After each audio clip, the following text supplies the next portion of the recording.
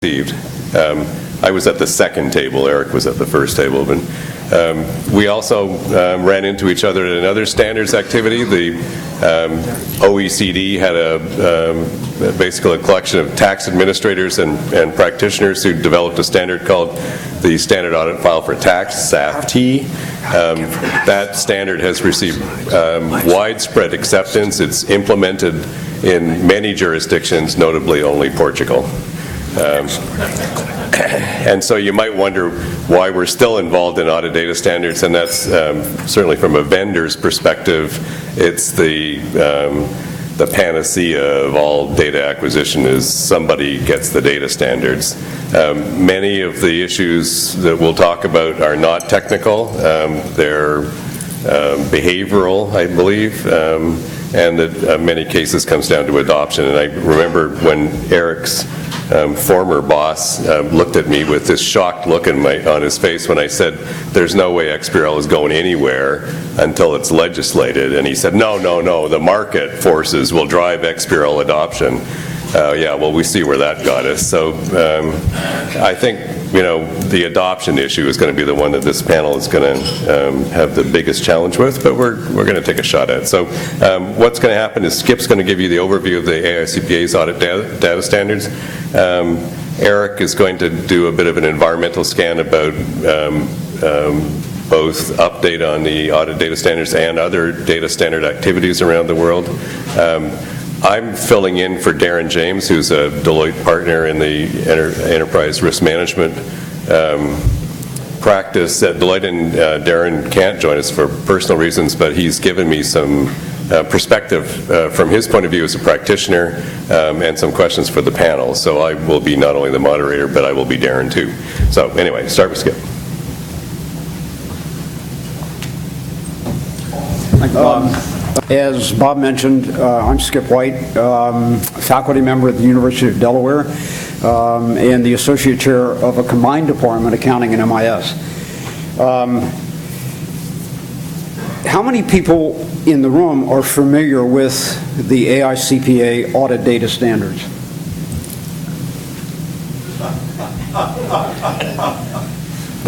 That's what I supposed. At the American Accounting Association meeting this summer, at a presentation where the panel members were members of the large audit firms, I asked a question about the 2015 audit data, AICPA audit data standards, which is actually the second version of the audit data standards. They've been around now for 2 years. And basically, the answer that I got back was, well, sort of, who cares?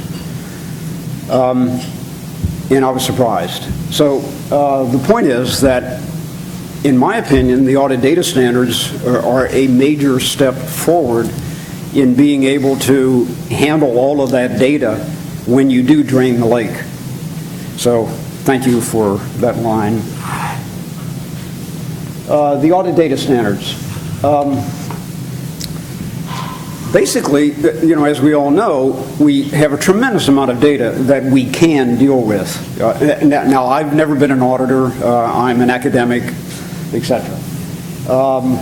So I approach things from the academic point of view, obviously.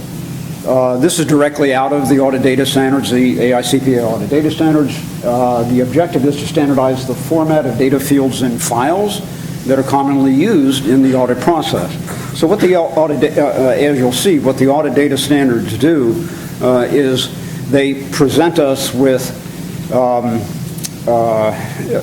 keywords, for example, for data fields, standard names for files, and so forth. And this is, in my opinion anyway, quite a step forward in terms of being able to get a handle around all of the data, the potential data that you can acquire from a client, and then use that data for analysis purposes. And so why do you want to standardize the field names, file names, and so forth? Well, the communication process improving the communication process is what the audit data standards are all about. That's one part of it anyway. Auditors basically request data from a client. That request probably goes to the management or some level of management at the client location. It then gets translated to be able to, for the IT people to be able to actually pull the data out of whatever the sources are. So there's several communication steps, and there's tremendous potential for miscommunication, for one thing. So standardizing how we talk about the data and this request that we're going to present to the client, which is then going to get translated to the IT staff to actually fulfill the request, is one problem. Another problem is, well, when you as an auditor get the data back, how can you assure or develop more assurance that what you have requested is what you are getting? And how can you validate that? I mean, actually validate it using software. Well, so all of this is involved in this thing that's being called the Audit Data Standards.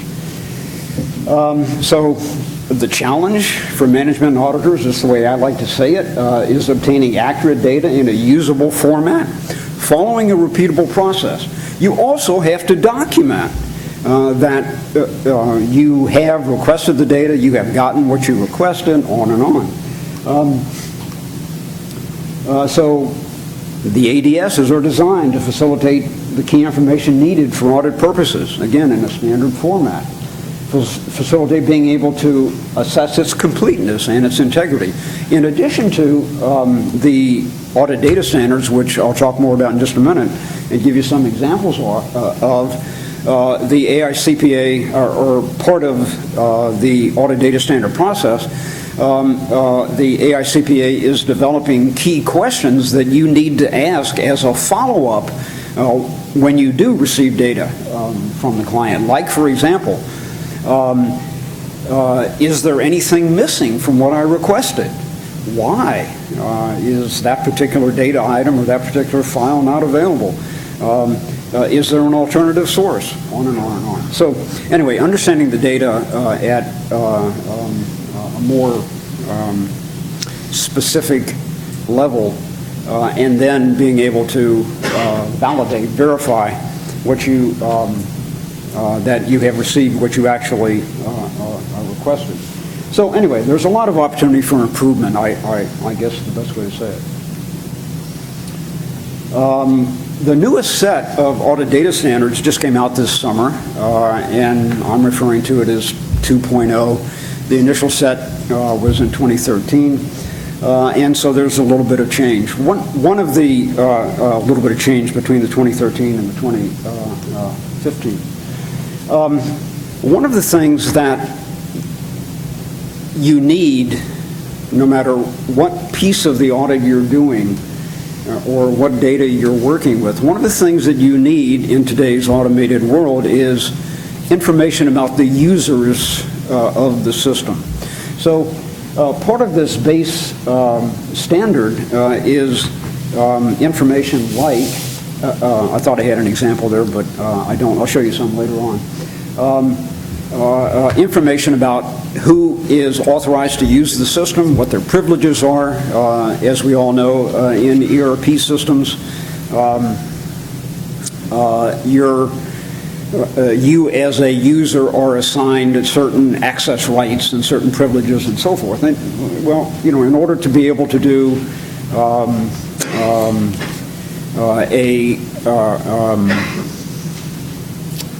procurement portion of the audit, for example, you're going to need to know who is authorized to access that particular part of a client's ERP system and what he or she is authorized to do. And this is all part of the base standard. So anyway, I'll give you some examples of that later. The second standard is referred to as the GL standard. Typical stuff that you would expect out of an ERP system. GL details, trial balance, chart of accounts, so forth. There are now, as of the 2015 standards, 2 subledger standards, one being referred to as the order to cash, and the other being referred to as the procure to payment. And again, I'll talk about these in a little more detail. But each one has specific information, specific files, and then data fields that you would be interested in to accomplish that part of the audit. Okay, so here's an example. What I've done, again, as an academic, what I'm working on is putting together material that looks in depth, or sort of translates in depth what the AICPA is presenting in the audit data standards, and put it into a form where my students, the students that come through our programs, could more easily understand. So I use Excel as my method of doing that. If you look over on the left over here, what you're looking at first is a table named user listing. Now, if you're familiar with XML and XBRL, there's prefixes and all of this stuff, which being able to teach this is also going to give me an avenue to get students more in depth at the XML level, which is the level that I work at. So anyway, on the very left, you have what's referred to as the user listing table. That's going to be the standard name, according to the AICPA audit data standards, for that type of data. No matter where it comes from out of the client's system, it will be put into a table called user listing, and it will have those specific fields: user ID, first name, last name, user active status, title, department, so forth. The point is, these are now, based on the AICPA audit data standards, these are the standard ways that you, the auditor, and your client will refer to this data. So instead of having client A with his or her table names, whatever he might hear, whatever the table names might be in their particular system, being different from that of client B, we now have a standard way to refer to that. So, in other words, no matter how the client refers to these fields and files and so forth, this is the way we're going to refer to it in the future. So, for user listing, you have that information. Business unit listing, you can see they're self-explanatory based on the name. As I mentioned before, also with the audit data standards, the AICPA is presenting some additional preliminary questions, which you'll see down at the bottom of this slide, that you should be sure to ask. So from an academic's perspective, this is a way to sort of get a student's attention and say, look, when we get down right to the data level, here's what we need to be thinking about in standard terminology. And in addition to that, you need to be aware of other things that or other things that you need to ask when you're working with this data. So basically, that's a shot. That's my summary, sort of the base audit data standards. The GL standards, very similar to that. Up at the top, you have the table name. So the standard table name is GL detail from one date to another date, right? I mean, it's a duration of time. And then here are the field names. As we go through these, you'll see that the files keep getting a little bit bigger because we're talking about more data. Can you keep me on time? Fine, okay, good. I have 5 minutes and I have 20 minutes worth of slides, so here we go. This is the order to cash. Again, I'm thinking from an academic perspective, how can I teach this to my students? Another thing, since we're a combined accounting and MIS department, we do a lot of systems stuff in our various classes. So this is another way to get the students' attention. Look, here's what's going on in an order to cash system. And this is just a standard way to look at an order to cash system. Each one of these boxes represents a set of data that you're going to be able to work with. And each one now, with the audit data standards, has its own field names, table names, and so forth. So anyway, moving kind of quickly. Order to cash cycle. Some things that you need to think about. Again, presenting this to the student. What would you like to have to investigate the reliability of the processing of orders and the accuracy of their data in related accounts? When you request the data that you need, how do you communicate your request to the auditor, to the client? How do you document your request? How do you verify that you received what you actually requested? Well, all of this is possible now using the audit data standards. Looking at it from another perspective, at a client location, you're going to have data sitting around in various tables. I've called the tables employees, departments, ERP users. So this data would be pulled in and put into this user listing table from the base audit data standards. The table's name would be user listing, and then each field would be named like that. There's another piece to the audit data standards, and that is, what format do you want the data in? What format do you want the client to provide you the data in? And there's two alternatives right now. One is a pipe delimited file, which is kind of a standard way to provide data, and it would look like something like that up at the top in yellow. So this would be the user, Skip White, who is active, and he has that ID number, and he's the CIO. Well, that's what it would look like in pipe delimited format. This is what it would look like in XBRL GL format. We basically have the father of XBRL GL sitting up here, but I guess we can call you that. But anyway, the point is, according to the audit data standards, not only are we talking about standardizing field names, file names, and so forth, we're also talking about being able to tag these. So being able to tag the data, again, takes it to a whole other level of relevance.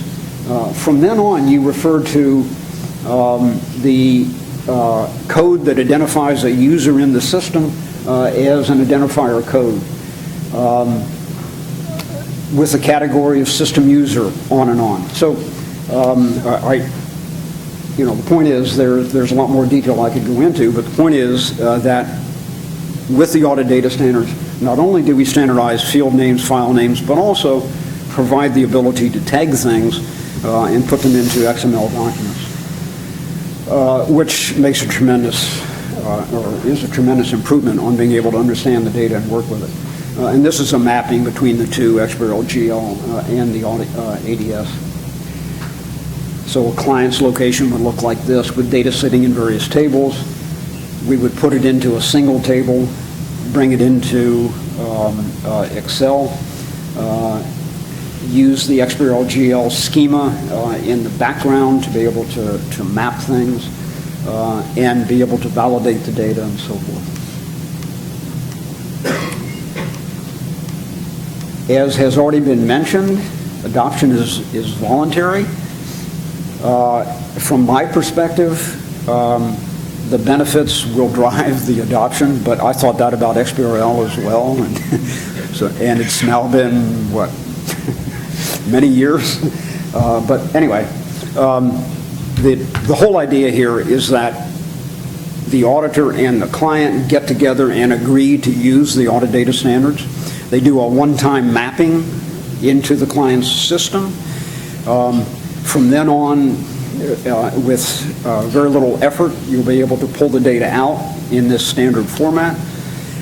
It's also a step toward continuous auditing, so forth. Major advantages, as you can see. So I think my time is just about up. And I do like to sail in California, so I wore my sandals today.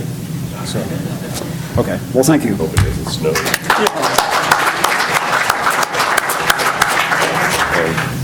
Thanks, Skip. Hey, everybody. My name is Eric Cohen, and for the last 17 years, my firm has enabled me to find any place where someone was talking about audit data, evidentiary data standardization, and try and go and help facilitate that. I am one of the original founders of XBRL. Charlie Hoffman, Wayne Harding, and I were the three folks who went to Karen Waller and Louis Mathern of the AICPA and got this whole thing started, and never know whether to say you're welcome or I'm sorry. But we have those things. Before that, I was trying to figure out when that brand new thing called XML came out, how can we use that? How can we come together to say what should go inside the angle brackets so that companies can better integrate their data, do migration from the old version of QuickBooks or Simply Accounting to the new version, especially if they skip one, share the information with their professional advisor. How do we make that whole process a lot easier? So Charlie was all about US GAAP financial statements. I was about the underlying information inside of the business and accounting system so that the information could be exchanged, so that, as you've often heard me say, a piece of business information, once it hits any computer anywhere, never needs to get retyped ever again. So been with PwC for around 15 years, helped get XBRL started and contributed my thing. I called it the Accounting Data and Financial Statement Transfer, or Add Fast, because that sounds like what we want to do as an accountant. And contributed that to become what's known as XBRL GL today. Have been part of just about every effort, is working with Bob and the OECD Standard Audit File for taxation, and later they came out with the Standard Audit File for payroll. That came from a previous work from the Dutch, who had the Dutch Audit File Finance Seal. The Swedish have been an advisor to them in their standard import-export format. We'll talk about some of these other formats as well, but if there's someplace out there, and especially the upcoming ISO PC 295 effort that I'll speak about in a little bit more detail.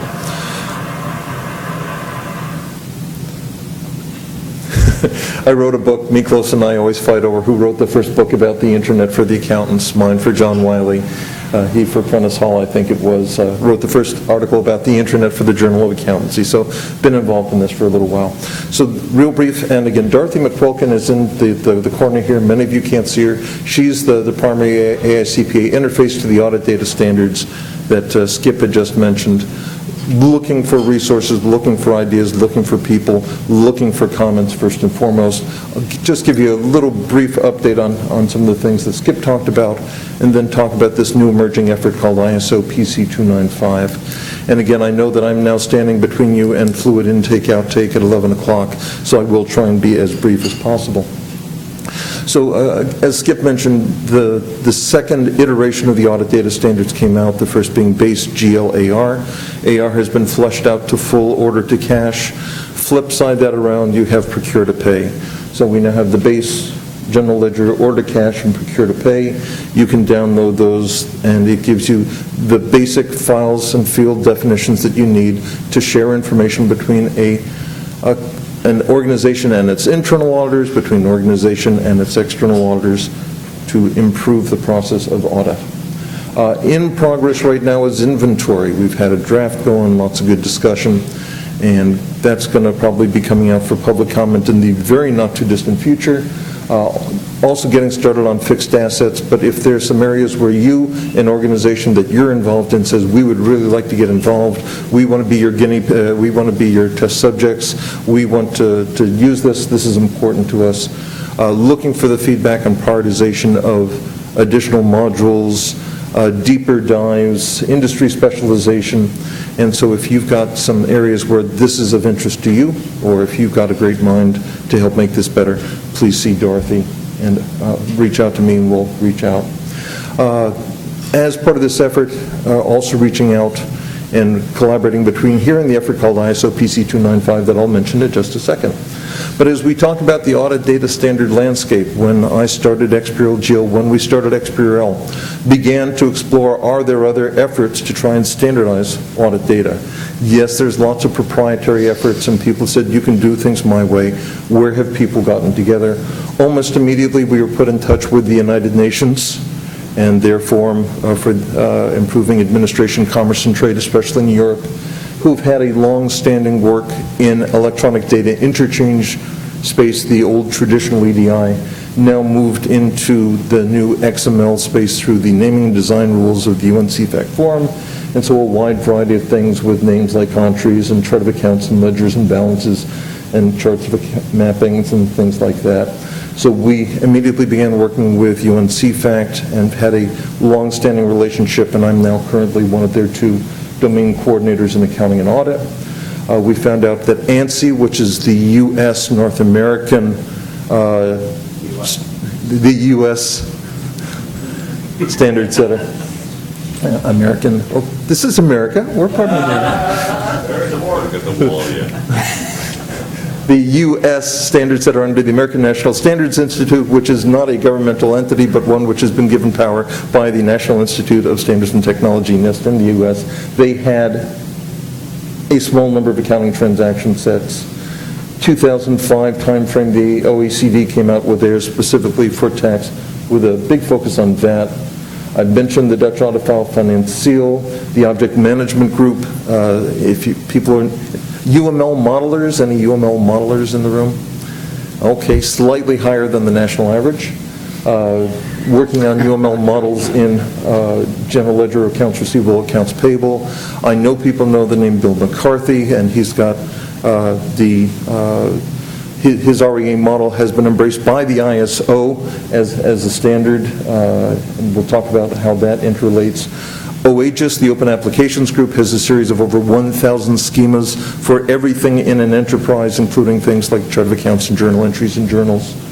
And again, the thing that I created called XBRL-GL meant to be a single, global, holistic, generic way to represent information. And then lots of proprietary things going on right now. And just saying, how can we take this whole mess? You know, the old adage, standards are great because there's so many of them, you can pick whatever you want. How do we bring this all together? And so one effort about to begin to try and bring all this together is an effort under the ISO called ISO PC, Program Committee 295. And this has got a long history. Around 2 years ago, going back to March 2013, the Chinese National Audit Office said, hey, let's put together a play. And what we want to do in this effort is we're going to standardize everything to do with auditing. Everything to do with auditing. The terminology of auditing, the classifications of auditing, the management of auditing, the data storage of auditing, everything to do with auditing. And that went off to the ISO member countries, and you needed half the vote to say go ahead, and you needed 5 countries to say you would be actively involved. And they got the vote, but they only found 3 countries who said they'd be involved. And a lot of people say, if you're going to try and standardize everything to do with auditing, maybe you're getting on the space of, I don't know, the IAASB. And so the National Audit Office went back last June, said, we've narrowed it way down. All we're going to do is standardize audit data. We'll standardize audit evidentiary data. We'll focus on, because they are a governmental group, primarily they audit the government and organizations owned by the government. We'll have a special focus on government audit, but everything, we're going to standardize audit evidentiary data. And that one went to the vote, and instead of just 3 needing 5, they had 13. So lots of people came in. So currently there's 14 countries that are actively going to be involved. Canada is one of the ones signed up to be a participant. If this is of interest to you, come see me. We'll give you the names of the people running that, get you involved in this discussion so we can make sure that the Canadian point of view in the Canadian Mirror Committee is properly brought together and represented at that ISO meeting, which takes place November 3rd and 4th in Beijing, China. XBRL International has developed its point of view. We've got the 14 active and 28 observer countries. We've got various groups coming together, and again, U.S. under the American National Standards Institute, here under SCC, all trying to bring our opinions to make sure that what comes together can meet a broad state of view. So the goals and deliverables are very similar to what we've seen with the audit data standard. There is an initial draft that you can download and look at, again, just as a starting point. It inventories the kind of concepts you might expect to see in audit evidentiary data, such as, well, an account name. Let's give that a serial number, number 13. It's the accounting subject name corresponding to the final grade of account number, such as individual income tax payable. It is a character of up to 60 spaces long, and this one doesn't have an annotation, but some have rules or other guides. So for each of these items then, Again, one can make all sorts of claims. Are they in-depth? Are they not? But we have our inventory of concepts, and then these get assembled into tables. Now, if you look at this list of tables, I know it's very small up on the screen. The ones in bold are all financial statement items, and the rest are underlying concepts. And the fact that half of them launch onto the space of XBRL, such as everyone filing a U.S. GAAP financial statement with the SEC in the United States doing XBRL, and dozens of countries where the financial statements are in XBRL, probably you don't need the ISO establishing a new financial statement standard. So giving that kind of feedback, making sure that the scope is there. But then those items get assembled in different ways into the different tables and making sure we have the right tables. So again, if underlying systems, knowing what the needs are of companies, knowing what the needs are of auditors, what the needs are of regulators, if this is of yours, please see me, because we want to try and get you hooked in to make sure that we've got some great feedback going to this group. So XBRL International, if you're related to them, they have a point to come together. Your national ISO representatives, SCC here in Canada and C in the United States, bringing together the local needs, the local experience, the local knowledge, and then trying to gather a broad community. Through those, they accredit people to go and take part in the global effort. First meeting being the 3rd and 4th of November in Beijing, setting the foundation for this 3-year effort to standardize audit evidentiary data.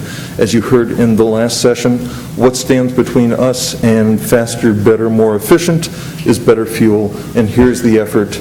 Will we succeed? Can we be cynical? Absolutely. Is this currently the thing that moves it forward? Maybe we can achieve that. So need your input. Look forward to working with folks and making this happen through our different vehicles. I know we're probably at Q&A time. I did have one more thing here, how we've got an AICP Vision C, Dorothy in the back, so we can talk about how once we've got standardized audit data, when you've got frictionless data, the amazing things that can happen. I'm going to go ahead and sit down and let Bob take questions.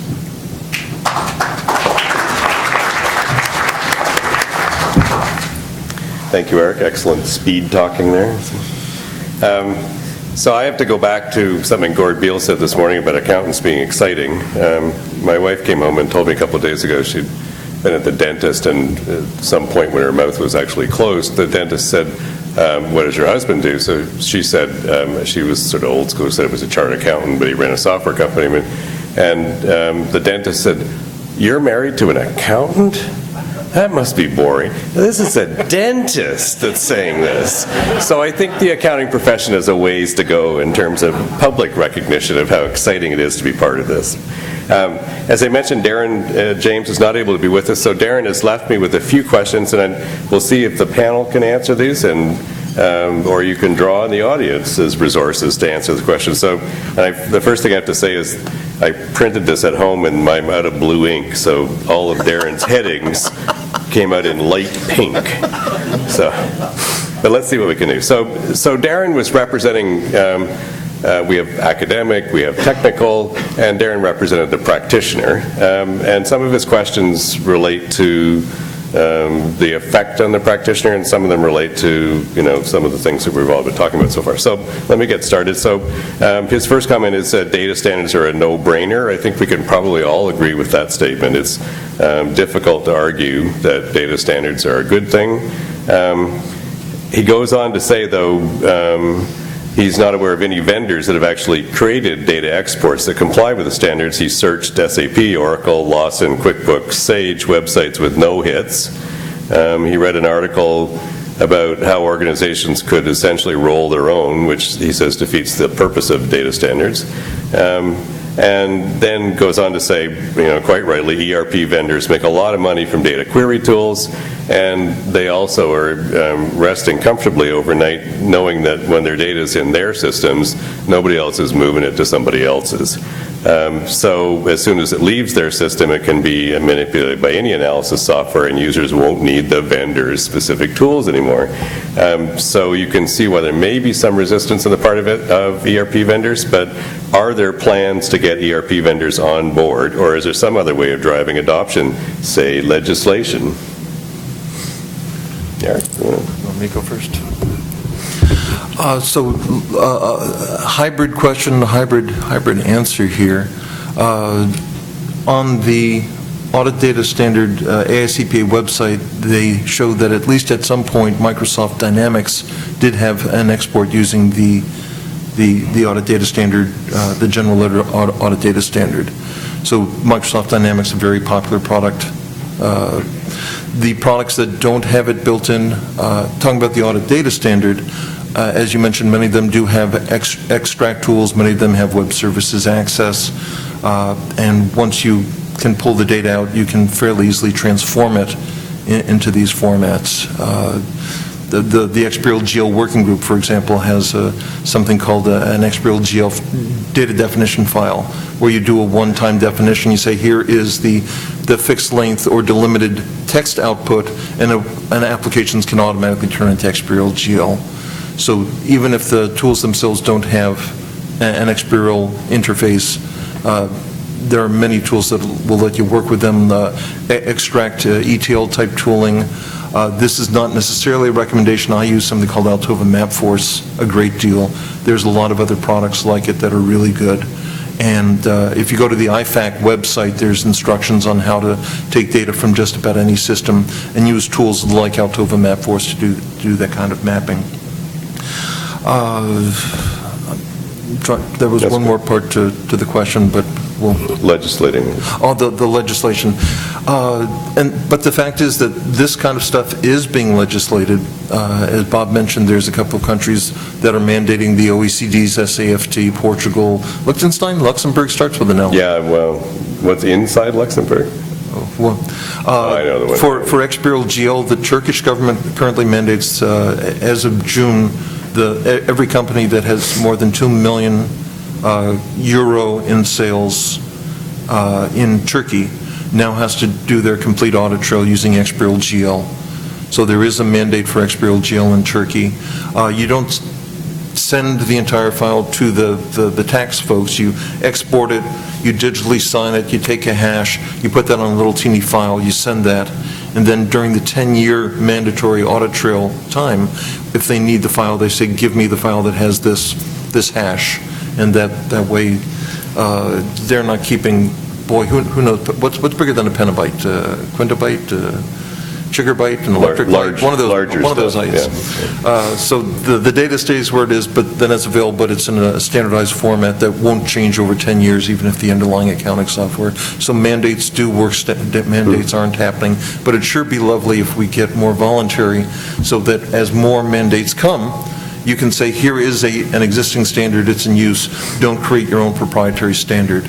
Because there are countries, France being the most recent, as of the beginning of this year, you had to provide, using the French proprietary format, 2 years going back of your data in the French proprietary standard for people who report in France. Let's have some standards that everybody agrees on, that helps the company, that helps the auditors, that helps the external regulators, and reduce everybody's burden in the process. And as an academic, my response is that every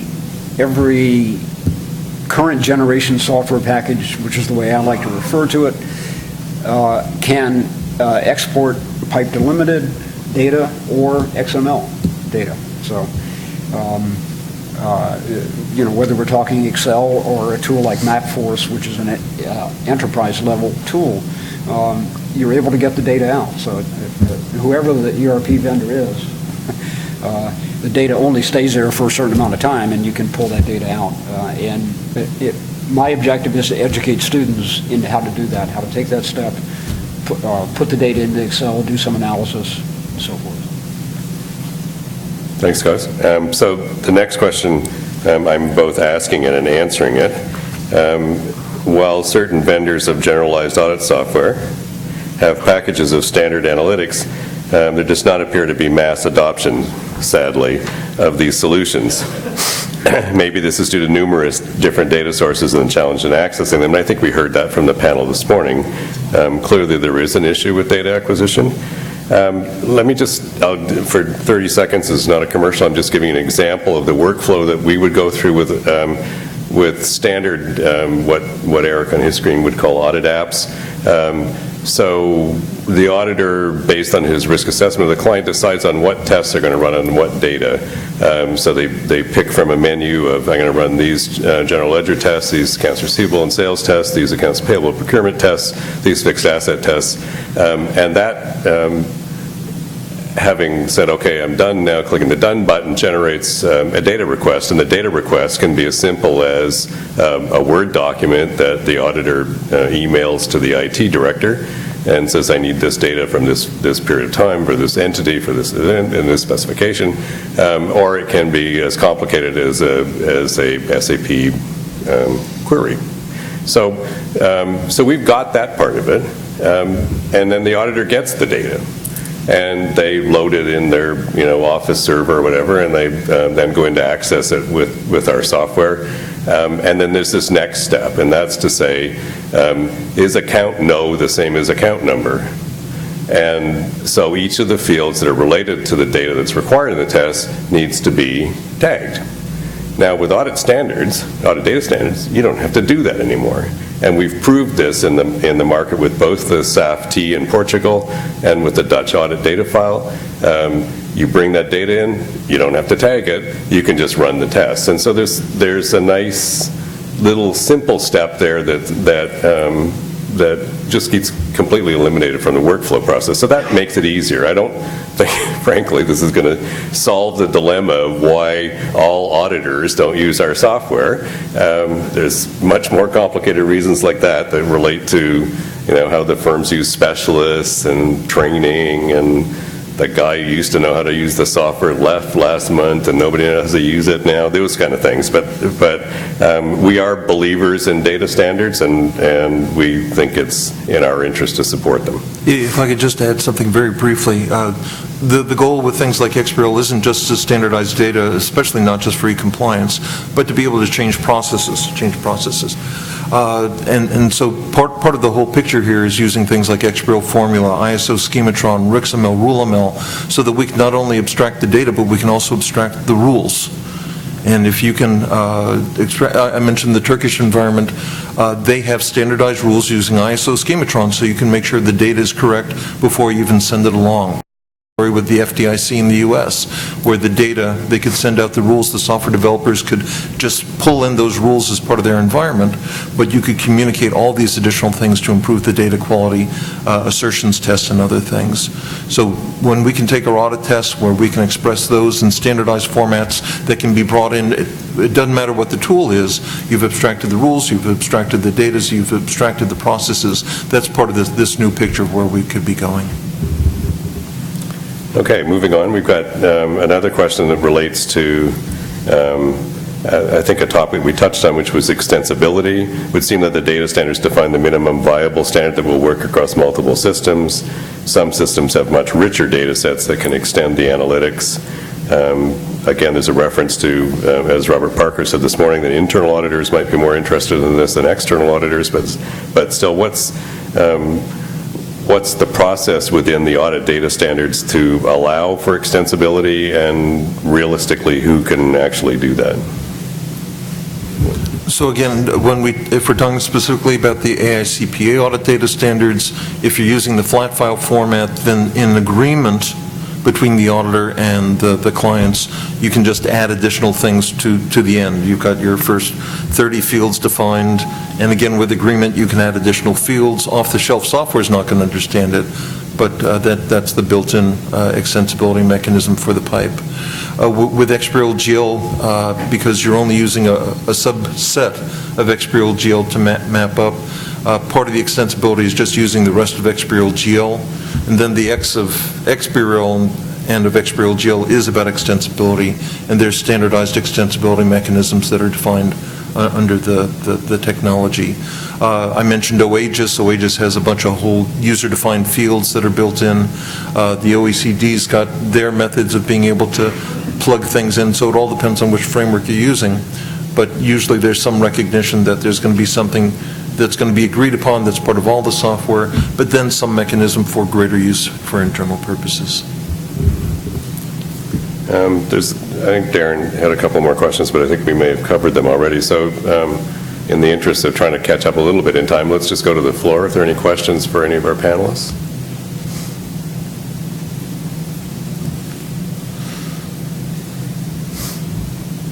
Good morning. So you talk about building all these different models for the data structures and stuff like that, like the data standards. So logically, the next step is going to, okay, I've got a data standard. Now, what data in SAP corresponds to the data standard? What data in JD Edwards, right? So logically, the next step is to start doing a mapping exercise. Who's going to be doing that? So I can tell you that right now most of the firms are doing those kind of exercises internally for their own proprietary methods of pulling data from their clients. I can tell you that in terms of the ISO PC 295, the major host, which is the Chinese National Audit Office, has been also working on a parallel project with a group called INTOSCI. INTOSCI stands for the International Organization of Supreme Audit Institutions, which isn't quite as highfalutin. I mean, that's government auditors. It's not, woohoo, we're supreme. And so the first thing that they did as part of that project was they said to each country, find out which software products are being used by the government entities, the government agencies, 80-20 Markov kind of rule, get their ideas, and let's begin building some sort of a registry or repository of all these concepts and start linking them together. So there have been some efforts. Again, one of your great challenges, here's SAP. What version of SAP? And did you modify it? People who know QuickBooks. What version of QuickBooks? What month's version of QuickBooks? And this is the stuff. The Wednesday evening version? Yeah, the Wednesday evening version. So yes, it's an ongoing challenge. The hope is once you develop a standard and all the customers are out there saying we need this, then you push a little bit more of that back on the software developers, that as they update it, they will know their own thing. There's one common standard, and they'll do that work for you. But yes, that's an issue, and yes, everybody's working on it. And between that and just finding free, large sample data, which no one seems to want to give away to do the test, those are two of the great challenges. How many people in the room are academics teaching auditing? When I talk to my colleagues who teach auditing, I don't teach auditing currently. When I talk to my colleagues who teach auditing and I mention the audit data standards to them, their eyes roll back, basically. And the comment that I get very frequently is, where in the hell do I fit this in the curriculum? I mean, there's so much there anyway. How do I do it? So another challenge is getting it into the curriculum. And so, anyway. Other questions? One back there. While the microphone is going, when you can just take two systems, hook them together with USB. I guess I'm not that knowledgeable about the data standards, even though I'm a CPA, but I guess the question I have is a lot of focus is now on metadata and business rules, because that's what drives a lot of the systems. So is where this is going, or can you comment on that? Well, certainly, as Skip mentioned, if you look at the audit data standards. Sorry, by business rules, I mean the way things are calculated, the way things are put into place. I mean, all of the allocations, that type of stuff. Those are business rules that are put into a lot of the systems, because the emphasis is now to get away from spreadsheets, right?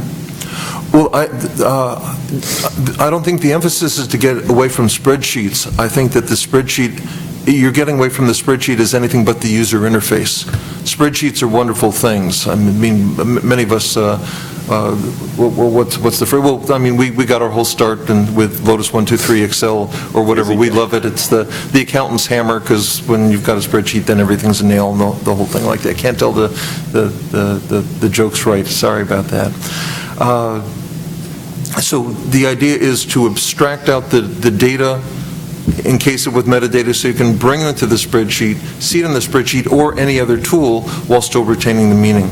Instead of having the formulas within the spreadsheet, abstracting that out so that the formulas are external. And that's what I meant by tools like ISO Schematron, XBRL Formula, and the like. It is about using things like XBRL GL to provide the meaning behind what you see, It's about using the standardized business rules to be able to pull out the formulas and things, and then being able to use it in any tool, any application, any device, and not to be bound to the spreadsheet as the entire container. So yes, you're right. Skip, take it. I have nothing to add. That's exactly No, what I'm I was talking just saying, because a lot of the problems we see is sometimes between different systems and different ERPs is inconsistency in the metadatas. So that's kind of like sometimes one of the major problems we have. I think we're going to have to cut it off now. Our panelists will be with us for the remainder of the symposium. So if you have any further questions about audit data standards, and particularly if you'd like to participate in any of the process that Eric talked about, please see Eric. And thank you very much.